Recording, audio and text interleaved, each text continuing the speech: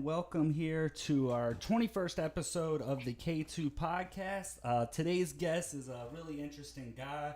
He's got a very interesting story to tell. But in addition to that, he's probably the only person who was once arrested by the FBI, then went on to receive a community service award from the director of the FBI, and also went on to write his own book, which is titled My Addiction and Recovery. And just because you're done with drugs doesn't mean drugs are done with you.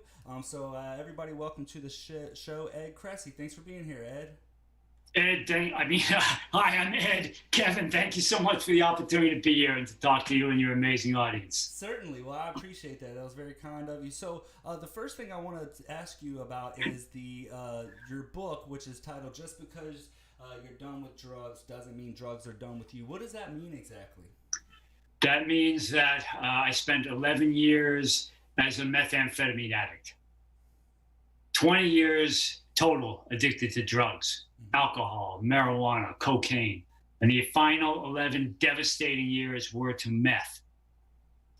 What happened at the tail end of those 11 years is I sank into psychosis. You know, methamphetamine psychosis, which is like paranoid schizophrenia, or so I'm told. And basically what that means, Kevin, is I would hear disembodied voices. And they would be jabbering at me, harassing me, insulting me, threatening to kidnap and torture me to death. You know, I would be certain that an FBI conspiracy had targeted me. So I would smash holes in my drywall and rip apart my electronics, looking for hidden surveillance devices. So I believed. Well, that's very interesting to me. How did that all begin exactly? Where did that come from? And could give a little bit of background about, what's going on exactly?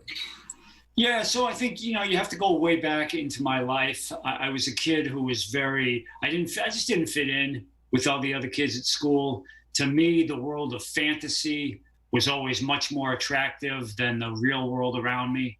I was big into reading, loved to read. I would bring home big stacks of books from the library. I was into Dungeons and Dragons, my imagination, really anything of a fantastical nature. That was most appealing to me.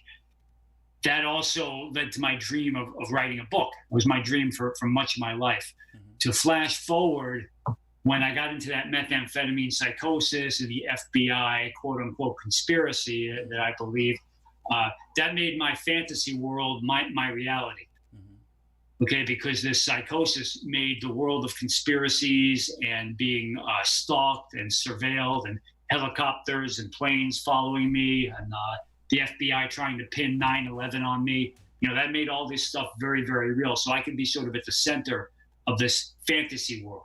Now, fantasy maybe is not the right term because for me, it was terrifying. Mm-hmm. It was misery, man. I wanted to take my life for much of it. I was just filled with rage. I would smash apart, anything glass where I lived was history, man. I remember taking a 12-volt battery and throwing it at the oven window. The window in the oven. Yeah, absolutely. Just throwing those batteries until I smashed the oven window. I had mirrors that I would destroy. I just would rip apart my place because I was so filled with rage. Right. It wasn't until later when I got clean that I realized the rage was directed at me, myself. and I projected it. Sure. But just to circle back to your earlier question, when I got clean off meth in '07, my psychosis, it got a lot better, Sure. but it never went away completely. Sure. And, to this very day, even today, I will hear disembodied voices.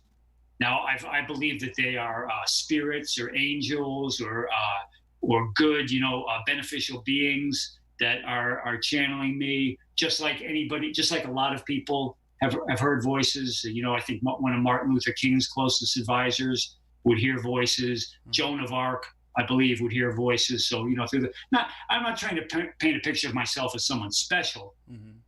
or someone better. It's just, I have this unique kind of attribute that I hear these disembodied voices. And ultimately, I think the message is that you, the listener, if you're different in some way, if you experience phenomenon or beliefs or ideas, you can use these to your advantage. Sure.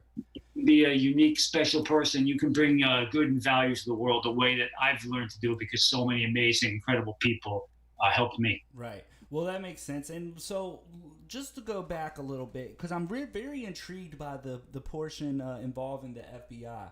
So how did that come about? Because I know that you worked at a company, which I believe I'm allowed to say is how do you say it? Genentech or? Yeah, Genentech. Okay, Genentech. Exactly. So I know that you worked there for a while. You had a great career. You said, I believe you were there for about 5 years or so.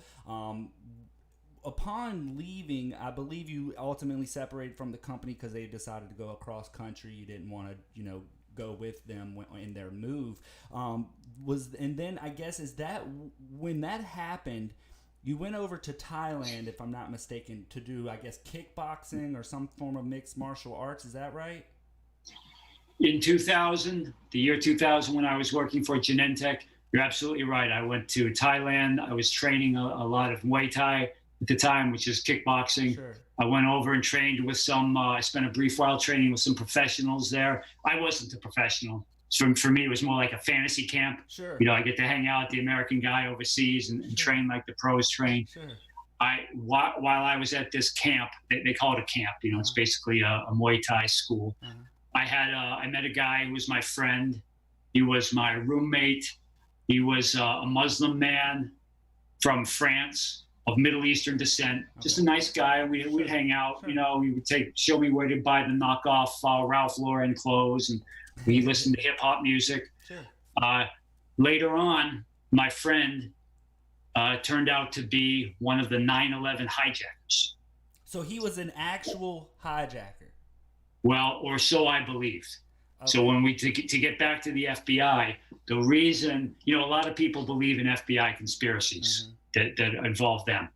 I don't know too much about these individuals, except my heart goes out to them in many cases because sometimes they do some tragic things, and sure. They certainly experience some tragedy as a result of their beliefs. For me, I had a very, very solid reason in my mind why the FBI was targeting me, and it was because of that time I'd spent in Bangkok and how I'd had close association. Not to cut you off there, I just want to understand this really correctly. So,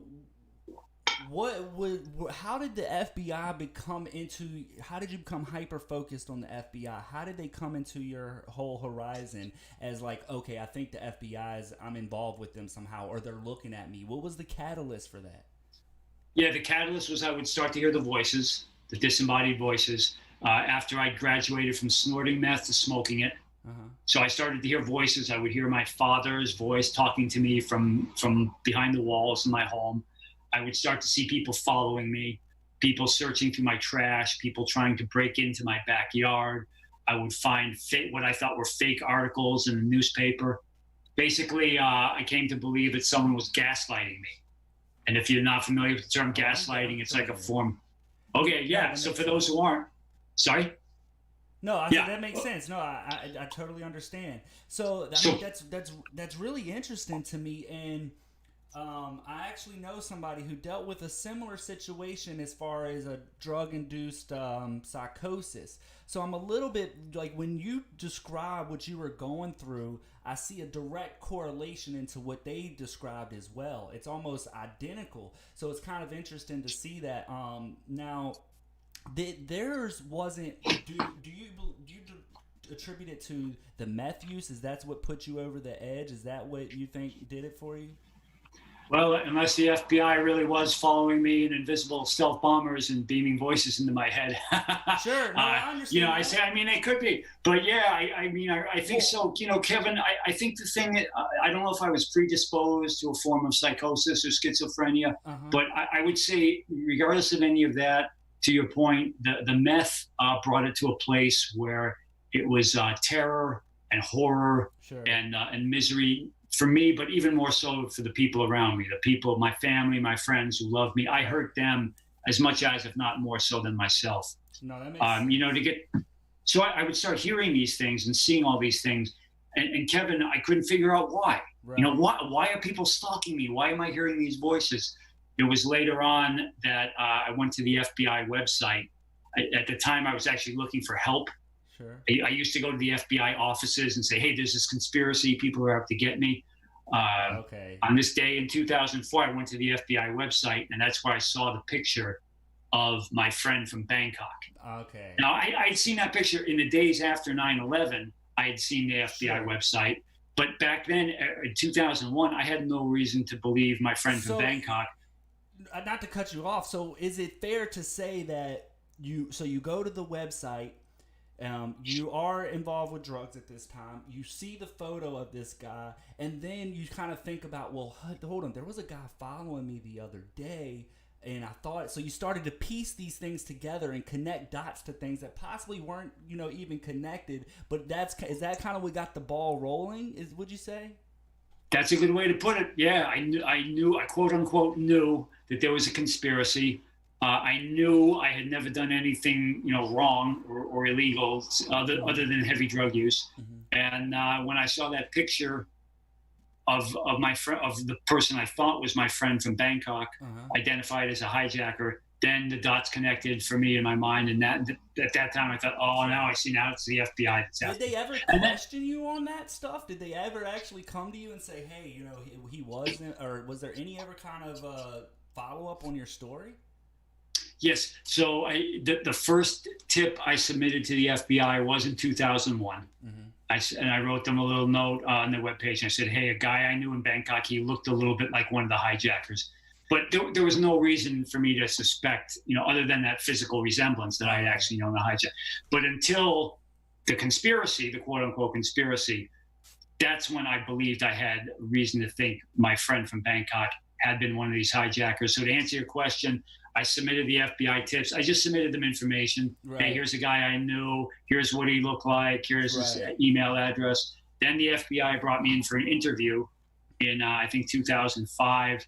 And that was my first, I think, face-to-face direct contact, or one of my first direct contacts with the FBI about this friend of mine. Right. Well, I appreciate you kind of going into depth there, because I've seen some other interviews with you, and that was some of the questions that were going through my mind. So I really thank you for taking the time out to kind of give me that background, and it really makes a lot of sense. So moving forward a little bit, tell me about you went into the life of drugs and stuff. How did that come about? And I don't want to feel, and I hope you don't feel like I'm want to be solely focused on that, but there's people that I think that struggle with drugs. It's kind of something that's swept under the rug, something that's not very talked about. Even stuff as such as how people get involved with these things, because a lot of the times you see it in people of all walks of life. It doesn't matter where you come from. You can go to very rural country areas and it's very prominent, or you can go into the suburbs where people tend to have a little bit more money, and it's sometimes swept under the rug. So how did you become involved with that? Where did it stem from, and what was your introduction? Well, first of all, you're absolutely right. Drug addiction does not discriminate. When I was in rehab, one of the guys I was in rehab with had been the most valuable player in Major League Baseball. Okay. Another guy I met in rehab had been in a band one of the biggest bands in the entire world. I'm certain that if I mentioned the name, you would know the band. Okay. You would have heard of them.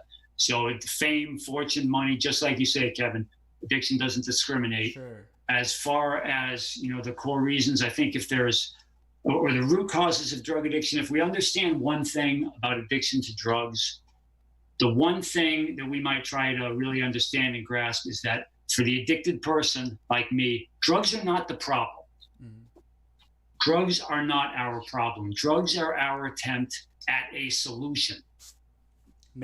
When we're using drugs addictively, or you could argue when we're doing anything else addictively, whether it's gambling, unhealthy relationships, workaholism, overeating, whatever, we're doing those things because they distract us from our problem. Right. Or because they solve our problem. They make us feel like a person who's able to overcome our problem. Exactly. For me, the problem was I hated myself. I was always that bullied kid who escaped into the world of fantasy. My problem was I never pursued my dream of authoring a book. Mm-hmm. Drugs made me feel like that person I never had the discipline to be. Sure. Drugs made me feel like someone who could bring value to the world around him, even if that value is being a minor league coke dealer or the guy that had the coke or the meth at the party. Mm-hmm. Drugs, and the insidious thing about addiction is as a solution, drugs work. They absolutely work for a while. Right. And temporarily. Right. Yet when drugs fail as a solution, they often fail catastrophically. Right. And, one thing that I've noticed about the drug world, I should say, and because I've had friends, I was a young buck once upon a time. I've been to parties. I was, high school, college parties, stuff of that nature. And one thing that I've noticed about the drug community, and maybe that's the wrong term to use, but what I'm getting at is that when you're describing some of the things that you were going through, I've heard you say that, you had some issues with bullying. You weren't really accepted in school. You kind of felt out of place, like, you were kind of the odd man out, so to speak. When you get involved in some of these type of groups or cliques that tend to be into drugs, that group and community is very accepting of people a lot of the times. Like they tend to be almost, it sounds so weird, but a community in some ways. I've seen it where, so I'm just trying to add to your point that yes, the drugs work, but also I feel like the people will kind of try to also make they work as well, in the sense that, hey, you know what, I'm accepted somewhere. This is a community I'm a part of. This is kind of, I get along with these folks, Now, granted, you're getting probably along over the wrong things, but hopefully you get my drift there and where I'm going with that, Kevin, you should be the guest and I should be the host. This is beautiful. You hit the nail right on the head. Yes, the community is for me. It was going to the strip clubs at 2:00 on a Tuesday afternoon. Sure. It was the lifestyle. It's the community. That is more of an attraction than the being high.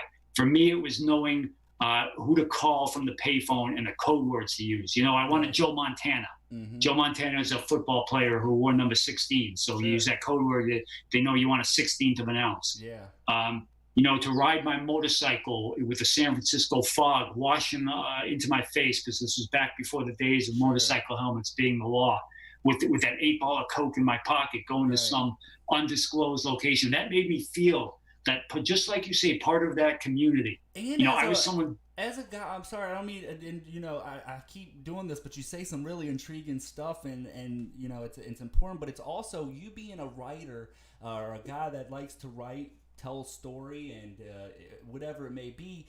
That's also a little bit intriguing in a way. Is like it's a sense of adventure to write those stories, and kind of like it kind of speaks to your internalness, like, hey, I'm into the adventure, the lifestyle, traveling, experiencing different things. Like, it's kind of like a segue into stuff.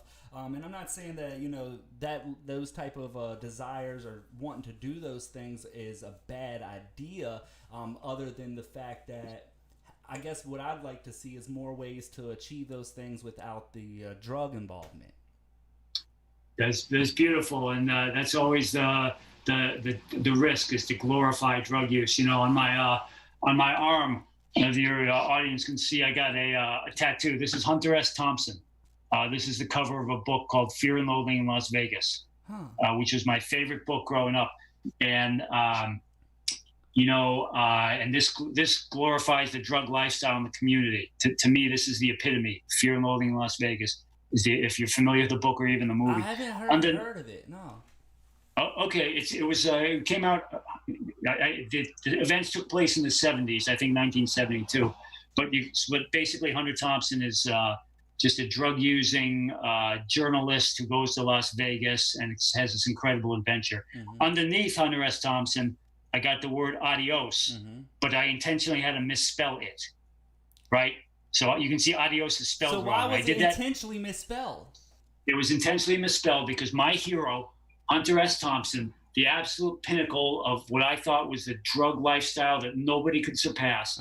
Hunter S. Thompson, my hero, put a shotgun in his mouth, pulled the trigger, blasted his head off. Jeez. When he was, I forget how old he was. That's where my hero's choices led him. Now, nothing against Hunter S. Thompson, because he was an incredible contributor to journalism, politics, and the social movements through the course of his career. Sure. But basically, adios is if you look at a typewriter keyboard, the I and the O are right next to each other.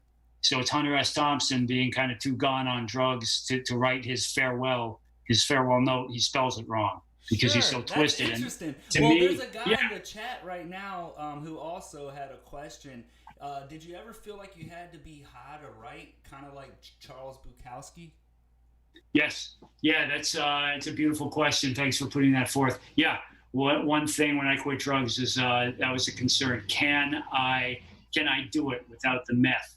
Can I do it without the marijuana to spark the creativity? Sure. The answer for me is absolutely yes. I was able to write in a far more pure and meaningful way. And by that, I mean not within the context of literature or anything like that. I meant for myself. I was able to express myself. I was able to develop discipline. Mm-hmm. My discipline doesn't come at the end of a meth pipe. Right. My discipline doesn't come at the end of a $20 bill rolled up with snorting a line or smoking a doobie. And nothing, not to pass judgment on others, because, however anybody chooses to lead her or his life, absolutely, if done in a responsible way, I support that. Sure. But for me, I was never really to apply discipline. I was never able to free myself creatively. I was never able to put down to put down in words what I wanted to express to the world around me. Right. That's the key to getting me to achieve my dream, writing a book. Well, that's amazing, and I want to get to your book here a little bit later on. But before we do that, I kind of want to talk about when you're coming back from Thailand, because you went over to Thailand, you did the whole kickboxing or Muay Thai deal, and you come back into the United States. Did the trip just end and you were just done and you come back then? And if I'm not mistaken, that's when the heavy meth use began, was when you came back into the United States. Your plane landed and you said, I began to use every day. Did the meth use start in Thailand, and then when you came back you found that you were craving it, or what? How did you? Where did it get going? When you got involved into that? How did that happen? Coming back. Yeah, I never did. I never set out, did a line of meth intending to sink into meth psychosis. I started using meth regularly in '96 because the cocaine was too hard on me. As ridiculous as that sounds, I was doing so much coke that it was just really messing with me. And I thought, well, meth, I could do less of it, spend less money, whatever. To answer your question, what I achieved is a balance in life, or not a balance, but more of a seesaw. And over here, I had things like my career, and my home, and my relationships, and my motorcycle, my fitness, my kickboxing, my competitive kickboxing. But, Kevin, I was using these things more as a facade. I was trying to project an image to the world and to myself that I was not an addicted person. This is a common thing. We say, well, hey, I got this career, I got this home, this motorcycle, I'm kickboxing. This is not what addicted people do. Sure. Therefore, I must not be addicted. Right. And on the other side of the seesaw, I had my binge using methamphetamine. Every Saturday morning, I would go from the kickboxing gym straight to my buddy's house. We would snort meth, drink Budweiser 40 ounces. I don't know if we were drinking 40, tall boys, whatever. Yeah, Smoke bong hits and Marlboro cigarettes until, Sunday night. Jeez. So over here, the career, the home, the rest. Here, the binge. Something had to give, man. Sure. It was just too hard. And because all this stuff, because the career and the motorcycle, nothing wrong with any of it, but Sure. because I was using it not to fulfill my dream, but rather to create a facade, all of that went away. But when I say went away, it doesn't mean, I stopped caring about my home. I lost my home. Right. I lost or better, I threw them away. I threw away my career. I threw away my life savings. I threw away my kickboxing career. I threw away my beloved dog. I threw away all my relationships. I was lucky to get most of them back. But, those things, the things that we use as the illusion that drugs give us as a solution, when we hold on for the too long, those drugs, they'll work as a solution. But, again, when they fail, they often fail catastrophically. Sure. That's what happened to me in 2000. So I've heard you talk in the past. So moving on from that a little bit, the transition, you then came back, you battled with this drugs. It's cost you, you were forced to choose between your house and your job and all of these things, losing your poor dog, and you go on and you begin to live your life. And then you talk about something which you call an aha moment. Something that you decide that it was a pivotal point for you where you decided, hey, this is where I'm going to get clean. Can you tell us a little bit about that leading up to you deciding wanting to get clean and starting to getting involved in your community? I know that you go on to said that you became a self-defense instructor. You started to volunteer with the certain communities, and then, like I said earlier upon the intro of the show, you later on went and got an award from the FBI. So can you kind of go into a little bit of that transition and what that started to look like and what your involvements were? Well, it was 2007. I had long since thrown away my home and my career, like I was saying. I lived in this flophouse hotel. There was a little sink in the corner of my hotel room where I would ash my cigarettes, wash my clothes, and urinate. I hadn't showered or brushed my teeth in months. I'd spent time in jail. I'd spent nights in homeless shelters. Years, at this point, I've been 4.5 years deep in that psychosis, the disembodied voices and the rest of it. On that, it was October 2007. The only clothes I had two kind of outfits. My daytime outfit was a filthy black jacket, Converse shoes held together with duct tape, filthy black slacks. That was what I wore around the daytime. At nighttime, I wore a tuxedo. Okay. I should be a filthy tuxedo because I worked at the strip clubs. But the strip clubs fired me for good reason, and then they never let me back. So I was shambling around San Francisco in my filthy tuxedo on that October night. I found my way to a swank downtown hotel, went into that hotel, shambled into the hotel, trying to blend in, wearing my tuxedo. I went to the bar. Someone had sat down. I waited for someone to set down a half-finished drink. I picked up the drink when I thought he wasn't looking and knocked it back. I wound through the corridors to this ballroom. So there was a hotel ballroom. I'm standing at the threshold of the ballroom. Inside, a wedding reception is taking place. Mm-hmm. I'm thinking I'm going to crash. Maybe they'll mistake me for a groomsman because of the tux or something. I want something to eat. I want something. I want to drink. As I'm standing there at that hotel ballroom, something inside of me realizes, or something resonates, something clicks. I realized that in the previous years leading up to that night in 2007, there had been 5 weddings of people close to me, very close to me. 10 of my closest friends had gotten married. One couple had asked me to be their best man. And Kevin, out of those 5 weddings, do you know how many I showed up to? How many? 0. Ouch. Not one, man. And on that October night in 2007, it occurred to me, I never set out. I set out using meth and coke and the rest of it to have a good time. I never intended to get to a point where I let 10 of my closest friends down on the greatest day of their life. Right. I never, and this is one of the many, many things I did to hurt people, to hurt myself, and to let people down. That was where my road got me. I never, when I was in college getting drunk, smoking a doob, doing some coke, never did I figure that 20 years later I would be where I was. But that's where I Well, ended up. it goes back to your original point earlier about how sometimes like the drugs covers your emotions. It's an escape from reality. You can feel terrible about it, and then you say, you know what, I'm gonna go do some drugs to escape that reality of, oh, I just missed my friend's wedding. You don't have to think about it. You're just like, I can just get out of there, and it's so easy to just crutch yourself on those drugs. So that's very interesting to hear you say that. So you have this epiphany, if you will. You kind of say, you know what, this isn't for me anymore. You finally, I guess, kind of snap out of it, maybe.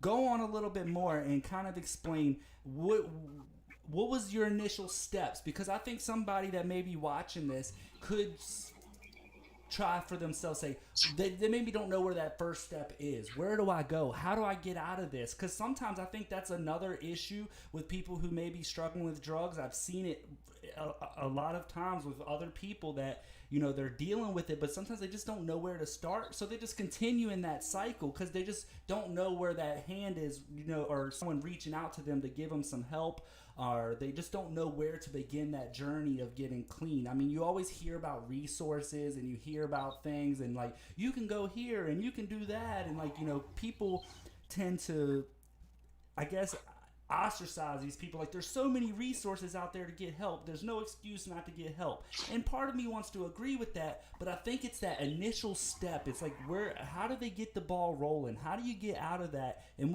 how did you get involved to say, I'm going to get clean? What was your steps that you took? Yeah, well, again, it's a beautiful question to ask. And again, we've got to remember, drugs are not our problem. Right. Drugs are our attempt at a solution. Certainly. So our mindset has got to be, how am I going to find a new solution? Okay, not how am I going to quit drugs? Yeah, that's one thing we got to do. Sure. But our mindset's got to be, what's my new solution? For many of us, spirituality. Spirituality is a beautiful solution. It doesn't necessarily mean religion. Nothing against religion. I'm part of a faith-based community myself. Sure. It's an amazing thing. It's my thing. But for a lot of us, that's just to add to your point there. That's certainly one I would advocate for. So I certainly agree with you on that. Yeah. Okay. Excellent. Great. I'm glad to hear you say that. So think about what's this. Just start considering what the spiritual might mean to you. And one way we define spiritual is that which is non-material. Mm-hmm. Okay, so things that are material are houses, money, cars, motorcycles. And as you saw with my life, usually things of a material nature, we throw away when we're as sunk into addiction as I am. Mm-hmm. So we have nothing left but the spiritual. So there's a saying, faith can move mountains, but you best bring a shovel. Right? So we got to have that faith. But then, at least for me, Kevin, and the others I've seen have inspired me, it's a matter of very hard work. Mm-hmm. It ain't going to change tomorrow, man. Sure. I mean, you're going to see incremental progress. But if you're like me, you spent, for me, I spent 2 decades destroying my life through addiction, through my poor choices. That's not going to turn around next week, right, or next month, or a year from now. Things are going to get better and better, slowly. They're going to get better, but just set yourself in for get your mind squared away for the long haul. It doesn't mean a long haul of misery. Doesn't mean a long haul of nightmarish. There will be times like that you need to persevere through. But for me, I went to 12-step meetings twice a day, 3, 4, 5 times a day. When I was getting started, I did a meeting every day for 90 days, a 12-step meeting. That is. I got a job at a Christmas tree lot. Okay, I'd worked at Genentech, like you said. Genentech was the best company in America to work for, according to Fortune magazine. Mm-hmm. They treated me very well. Yet here I am, lugging Christmas trees and tying them down with twine on the tops of people's cars. But that's what I had to do if I was going to get back. I got a lot of mentors. I approached people. I asked them to help me. I looked at what people were doing who got to places where I wanted to get, meaning they had escaped their own addiction, right, to lead beautiful lives. I sought them out. I listened to what they had to say. Not 100% of what I heard made sense to me, but that's okay. Yeah. I listened, and I took what was meaningful to me and applied that. I meditated. Meditation was such an important part, and even today, remains an incredible part of my ongoing meaningful life, being able to lead that meaningful life. Meditation, fitness, nutrition, just a lot of hard work. They say that it doesn't matter what your plan is as long as it's not your own. Sure. You know what I mean? Yeah. So it helps for us to accept the fact that our own best decisions guide us to places like the threshold of a hotel ballroom in a filthy tuxedo. Right. Those are my best decisions. I needed to push my ego aside and think, well, maybe these people at the 12 steps have some ideas that are better than mine. Maybe the person at the faith-based community has an idea that's better than mine. Sure. Doesn't mean she or he is a better person. It just means, I got to listen more. Absolutely. I got to work harder. And I agree with you on that. And especially because, like you said, you've been doing things, quote unquote, your way, and nothing's changed. You know what I'm saying? Nothing's changed. So why not give something else a chance?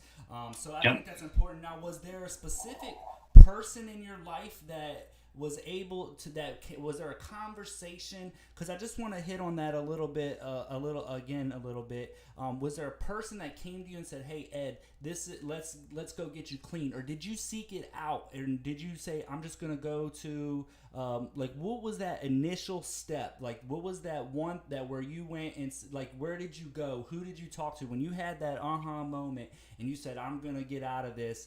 Where did you go? Who did you rely on? 12 steps, AA. The one thing about AA is they're great at saving lives. You see a lot of people walk into AA with one foot in the grave, and one foot in an AA meeting. And AA is not perfect, by no means, but they're good at saving lives. I would say there was an entity, which is law enforcement. The people that, of all the help I received, some of the most meaningful has come from persons in law enforcement. It does come from persons in law enforcement.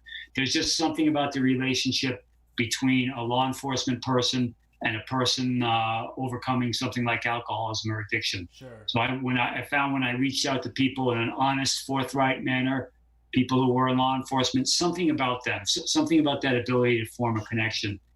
And there were two people who come to mind, Joe and Erica Alioto.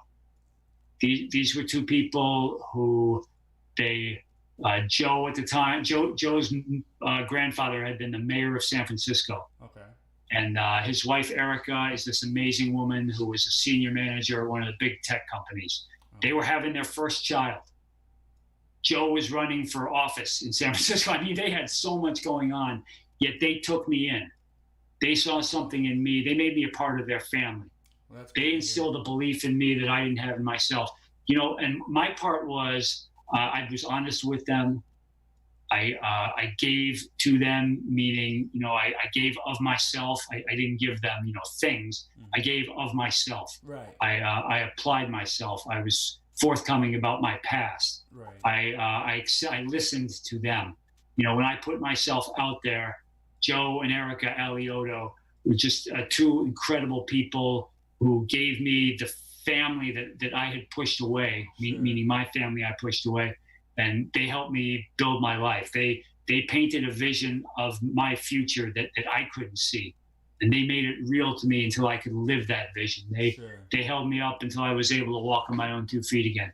There are many other people too, but Joe and Erica Alioto, those are two people who I most have to thank for showing me that there was an Ed, who there was a future Ed when I didn't believe that, all I knew was the Ed of the past, the Ed I didn't like. They showed me a path to a new way of community service, especially. So tell me a little bit about your community service involvement. What made you, I'm assuming they had a big role in that, but also how'd you get involved with, because I'm leading up to you receiving the award from the director of the FBI. So tell me a little bit about that journey and leading up to that and how that came to be. Absolutely. Again, the challenge is not to quit drugs. The challenge is to lead a meaningful life. Mm-hmm. That's what we're after. One important way for me to lead that meaningful life was through community service. And because I had all this paranoia around law enforcement, something compelled me to face my fear by serving my communities through law enforcement, meaning volunteering for law enforcement. I started that path with the fire department. I became a volunteer first responder. I earned an EMT certification and went on a lot of ride-alongs with paramedics in the fire department. I took a lot of disaster preparedness training. From there, I was on a parallel track, and this took years and years. My parallel track was I became a Krav Maga instructor. Krav Maga, for those who don't know, it looks like martial arts if you observe it. It's really more of self-defense. But I applied what I learned in kickboxing and elsewhere to the study of Krav Maga. Eventually, I became a Krav Maga instructor. So here I am, volunteer first responder, other forms of community service. Same time, I'm doing this Krav Maga. At the same time, I'm still grappling with these paranoid fears of the FBI. I still think that they're trying to pin 9/11 on me. I still think, oh man, I was supposed to have been an undercover FBI operative, and all the conspiracy was a form of training, and I blew it. Okay, I'm still having these types of ideas. And forgive me here. You don't have to answer this if you don't want to. But if you were an undercover operative for the FBI, is that something that you would be able to disclose? And I'm not asking you, I'm asking that because there was another instance of somebody who I was speaking with who had like I said, a similar story to yours, and he lost a lot of friends that believed that he was somehow working with the FBI, and that he was labeled a snitch and nobody wanted to talk with him. Did you deal with any of that, or is that something that you didn't care about? And were there any involvements? Like, what was your total involvement with the FBI? Did you work with them closely, or was it more of just a learning experience for you? What's your total involvement there? So if you're asking whether I was ever an informant or an undercover, no. Okay. I've never in my life been on the FBI's payroll.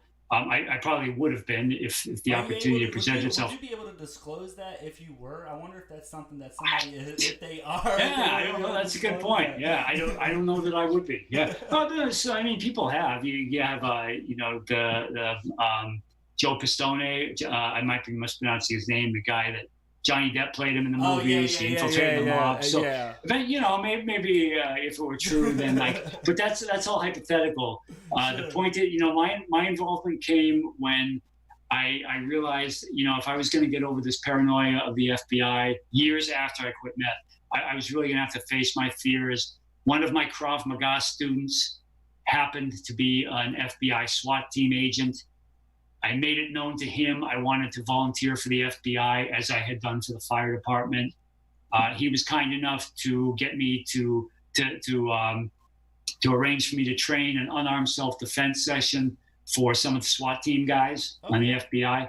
So here it's so ironic because the very people I've been so afraid of. I mean, if they were going to come and kick down my door and rappel down the side of my building from helicopters, it would have been the FBI SWAT team. Sure. Right? So here I am, I'm training them in self-defense. And these were just an amazing group of people. They treated me so well. They appreciated my volunteer efforts for the SWAT team. They nominated me to a selective, it's called the FBI Citizens Academy. I've heard of it. You've heard of it. Yeah. Oh, I'm so grateful. Yeah, I'm so grateful. My mom actually, if I'm not mistaken, was a part of that, to believe it or nice. Not. Yeah, I'm not sure if she actually. I'm not sure if she got accepted, or I might have to ask her on that. But I'm not sure if she actually got accepted and did it. But I think she did. I'm almost certain. But I was so young at the time. She kind of grew up with a passion for law enforcement. Went to school for criminal justice with like a concentration in forensic science. It was something that she was passionate about. Ultimately, she went to school for it, got a degree, and I think she went to the Citizens Academy as well. So that's pretty interesting. Oh, cool. Yeah, that's a coincidence. Well, I hope she had a good experience. I know mine was a wonderful experience. I'm so grateful to the FBI. They gave me a chance. They knew all about my past. They knew I'd been arrested for a felony. They knew I'd been convicted of firearms misdemeanors. They certainly knew about all the weird stuff I had sent them, the letters I would send them about conspiracies. Yet the FBI, so much to their credit, gave me a chance. And a lot of the reason the FBI gave me a chance, or at least some of the reasons, because I had started working in criminal justice reform. I'd been volunteering and working for an organization that delivers entrepreneur and employment training to currently and formerly incarcerated persons. The FBI, so much to their credit, really supported that work. They brought me into the Citizens Academy. From there, they gave me opportunities to speak at events. I didn't realize this, but the FBI does a lot of work raising awareness around opioid addiction and other forms of addiction. Yeah, that's interesting. That's great. I didn't know. So, I kind of want to get your take on a little bit something that's, I wouldn't say it's off topic, but it's a little, I'm hearing so much great things about, your involvement with law enforcement, the interactions you had. But I heard you say in the past that you felt you were, maybe you'll have to correct me or clarify exactly what I'm saying, but there was something along the line like you were treated unfairly by the guy who arrested you, but ultimately you had built some kind of relationship with him afterwards and realized that maybe that wasn't the case. Can you clarify that a little bit? Does that make sense? If I was arrested several times, so once the cops stripped me naked, oh man, they threw me in a padded cell for 24-hour observation. I was very resentful towards those police. I wanted to sue. Yeah, well, I wanted to sue the police department. Thanks in large part to persons in law enforcement, and thanks to our sisters and brothers who were incarcerated or are incarcerated, who inspired me through their life's transformations. I arrived at a point where I am grateful to those cops who stripped me naked. Right. They were looking after my safety. If I had gone into GP, to the general population, talking about how I was an undercover FBI operative, you wouldn't have lasted. I wouldn't have been good for anybody. You would not have lasted. So I'm not only not only am I able to take myself away from a place of wanting to sue the cops or speak negatively of the cops. Now I'm in a place where I'm serving law enforcement, right, insofar as law enforcement helps people like me transform their lives. In no way do we intend a blanket endorsement of all acts that have been committed in the name of law enforcement. Right. Because we know there are some tragic things, many tragic things that have been done in the name of policing. Right. But what I focus on is the good that law enforcement does, and there's a lot of good. You say that, and that's something that I'm certainly an advocate of as well, because I do feel that with the current climate of what the world, and especially the United States, is going through today with law enforcement, it breaks my heart a little bit because I've seen the statement like ACAB. I'm not sure if you're familiar with that. ACAB stands for all cops are the B word. And that's kind of like what you're referring to as in that whole blanket statement. I would believe that 99.9% are probably good, genuine people. I know some people in law enforcement. My mother, like I told you, she wanted to work in law enforcement as well. She doesn't do that.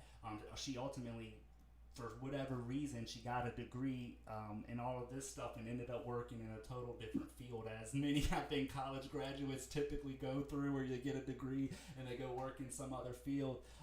But it's just kind of interesting to see how. Is there anything that you could say to maybe? And you don't have to answer this, so I hope you don't feel pressured to, but is there anything that you could say or would want to say to the people that are believing that all cops are these, just like, you just see this stuff going on about defunding the police and all of this? Is there anything that you can think of to, like, or maybe I'm not wording it properly, but is there something that comes to mind or anything that you could say about that to kind of, or what you believe is happening with the police right now? But police officers are human beings, just like you and I. Certainly. They do some of them do great things. They make mistakes like we make mistakes. Their lives are at risk every day. It's a challenging question for me to answer because I feel like sometimes I'm coming across as if I'm defending actions that are indefensible. And I want to make that clear as well. There, like you said, there's some instances where you see that there's clearly an issue there. There's clearly a problem there. Yeah. But I like to judge those on the individual basis, but we don't have to go too deep on that subject. But I just kind of wanted to hear about it a little bit because just by me knowing some people in law enforcement, they're good people. A lot of times with family and children, and they got into that position to help people and offer a lending hand and kind of not only uphold the law, but they wanted to provide a change and a difference in their community. And I think that's why most police officers get involved.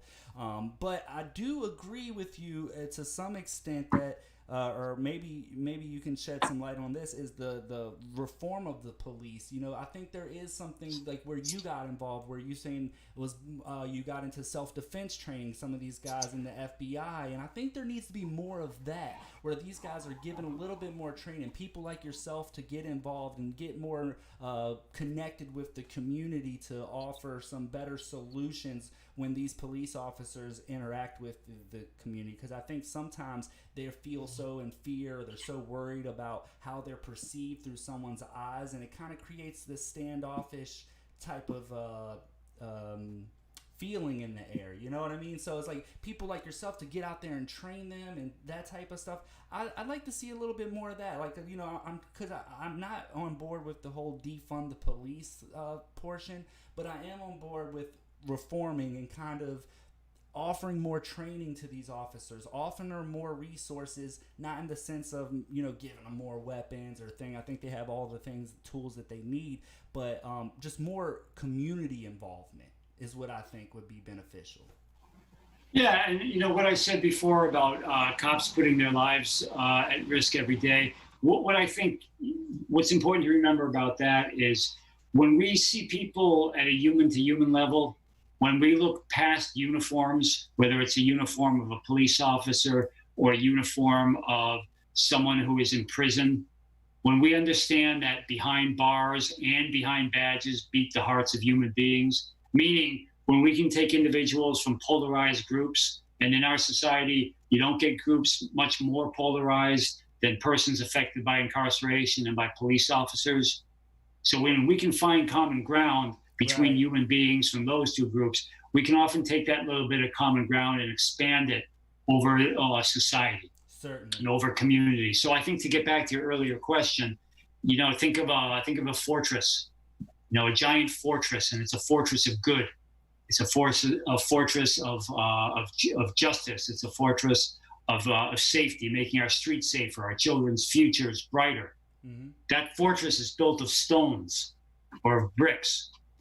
And each stone and each brick is a human-to-human interaction. It's not a cop to criminal interaction. It's not a police officer to an alleged traffic violation interaction. It's a human-to-human interaction. It's a conversation. It's a seeing what makes us similar versus what makes us different. Right. And when we get those little conversations, one brick, one stone does not a fortress make. But when we start having these conversations, when we say, hey, you're a police officer, I'm Meg Kressy, the guy who was addicted to drugs for 20 years. Yeah. But when we can sit down and find what bonds us, what we have in common, and probably at our core, we want the same thing. Yeah. We want safer streets. We want brighter futures for our kids. I don't know. I don't mean to cut you off. I was just thinking, I think that's that's very powerful, because somebody like yourself from we won't elaborate on this too much longer, but I was just thinking to myself, as somebody like yourself, being that you were involved with the drugs, you had dealt with a rough patch in your life that you struggle with, but that's not who you want to be identified as. There's more to you past that. There's something more there. And you could say the same for police officers. When you see they have a uniform there, but there's something past that. So I think if everybody can get past those things and kind of like look at people for more than they're a police officer, they write them off, or that's a drug head, let's just write them off, or this guy's a homeless man, let's just write him off, and you go down the whole list. If people can try to get away from that and start looking at each other as human beings, like you say, I think that's going to go a long way. I think that's going to be very important. But to move on a little bit, I want to talk a little bit here about your book before we wrap up and get going. Could you tell us a little bit about your book? Because I do have it. Anybody who's interested, I have it in the link in the description of this video. If you scroll down to the description, I have the Amazon link to pick up copies of Ed's book. I also have Ed's website there. His, if you can see just below Ed's picture there, I have his website. It's www.edkressy.com. And then also, if I'm not mistaken, and Ed, you can stop me here and correct me if I'm wrong on this, but I linked your iCloud email address because if I'm not mistaken, you're willing to give like a free 30-minute coaching session at no charge to people that reach out to you. Is that correct? I don't do free sessions anymore, but Okay. I do a sliding scale. So you just pay what you can. If you can't pay anything, that does not exclude you. I'm here to help you. That So makes perfect you're more sense. than. I think that's reasonable. Well, I did put your email down there for anybody interested to talk with Ed, kind of get a little bit more information on that. He does offer some coaching, but let's talk about your book a little bit because I haven't got to read it yet, but I'm excited to look at it and kind of because I've heard a lot of great things about other people who have read your book. Like I said, I've watched the videos, another podcast with you, and I've watched the video with Defy Ventures video where your book launch came out, and those fellas that you were on with seemed really happy about your book, and they complimented your writing style, and they had a lot of positive things to say. So I was definitely intrigued by it. Could you tell us a little bit about it?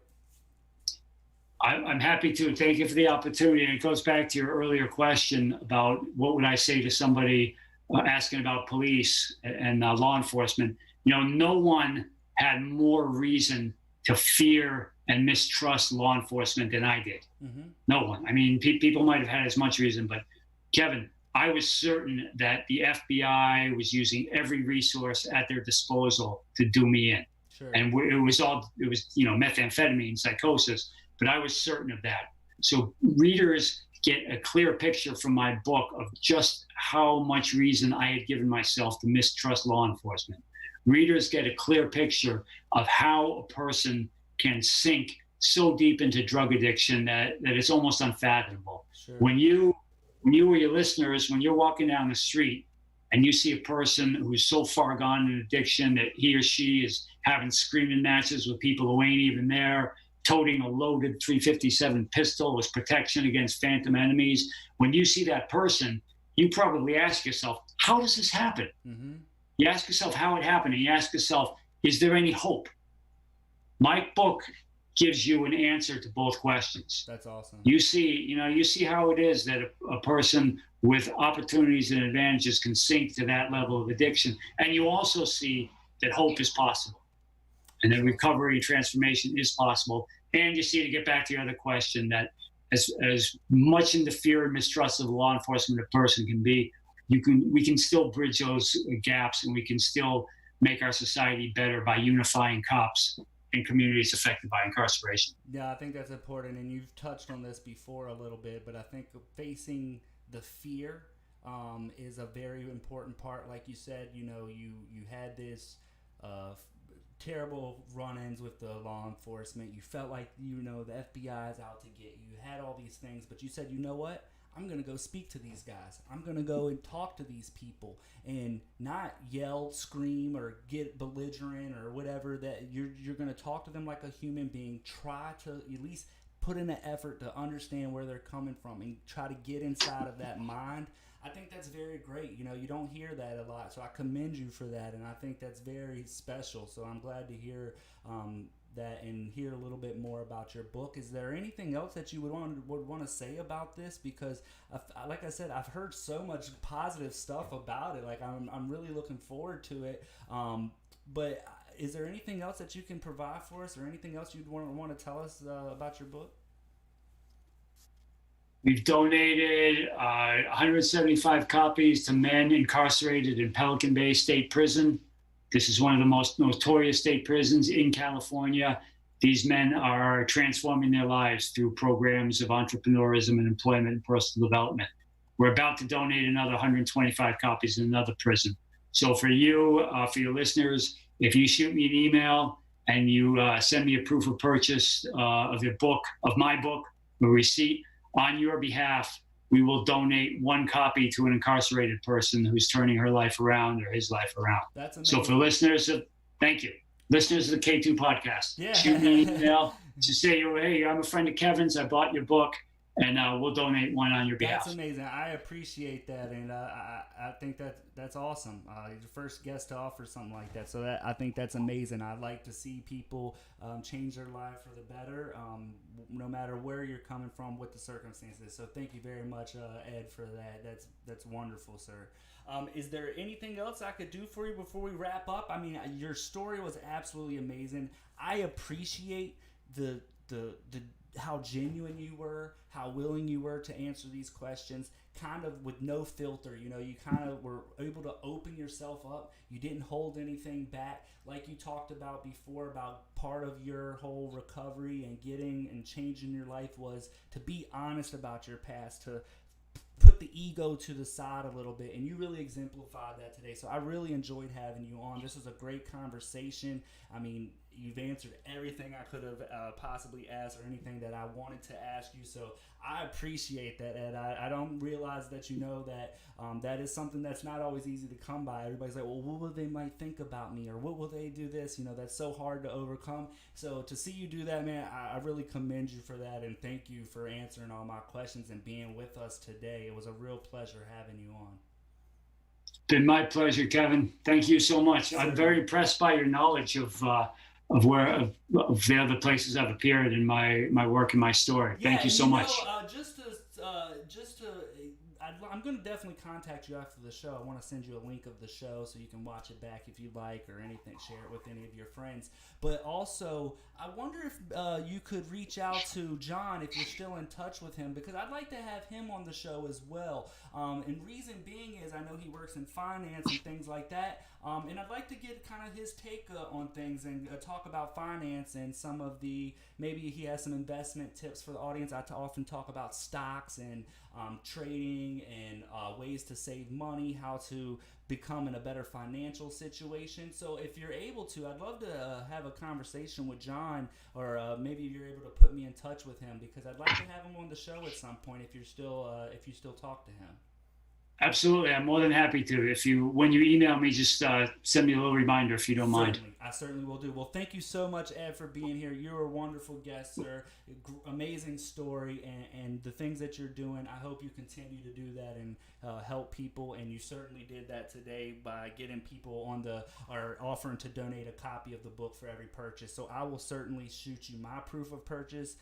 But you have an amazing day, sir. Thanks for being on. You're a great guest. Thank you, Kevin. Thank your audience. Hey, thanks to your audience. Yes, it's been my pleasure. Take care, Ed. All right, everybody. So that was Ed there. Got to get rid of my email. Sorry about that. So that was Ed Kressy. I mean, what a nice guy. I mean, interesting story. You know what I mean? I think he offered a lot of insight.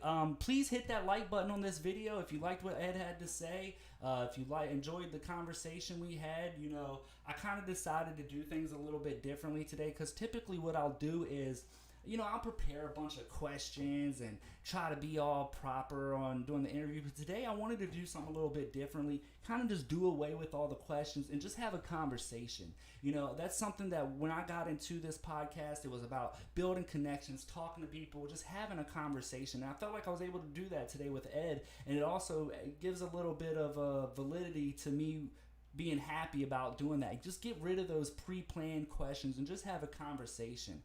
So please, if you're new here, hit that subscribe button. Please like this video, share it with your friends. If you know somebody that might be able to, who are struggling with this type of thing or need help, you have a resource here. Ed is somebody who's been through that. He's willing to help and reach out to people, so certainly do that. I appreciate everybody for tuning in. I hope you enjoy the rest of your evening. I think we had a great show tonight, but everybody take care. I will see you guys next week. I do want to say, before we wrap up, I want to apologize to everybody for yesterday's episode. There was an issue beyond my control that kind of made it where we couldn't record yesterday's episode, so I want to apologize to everybody for that, but we will be back next Monday. I don't have a guest lined up for next week. I decided that I didn't want, I like to switch it up. I don't want to to have a guest on every single week and just bog you down with different guests, because sometimes I just want to do commentary videos, talk about what's going on in the world, kind of give you my thoughts, hear from you guys in the comments and in the chat. So we're going to continue to do that. So next week we're just going to have a regular old episode. We're going to talk about some interesting topics. There's some really interesting things going on that I want to get down to the bottom of, but I do have some guests on the calendar coming up, and I will be announcing those very soon. But I hope everybody enjoys the rest of their day. Thank you for tuning in. God bless you all, and take care.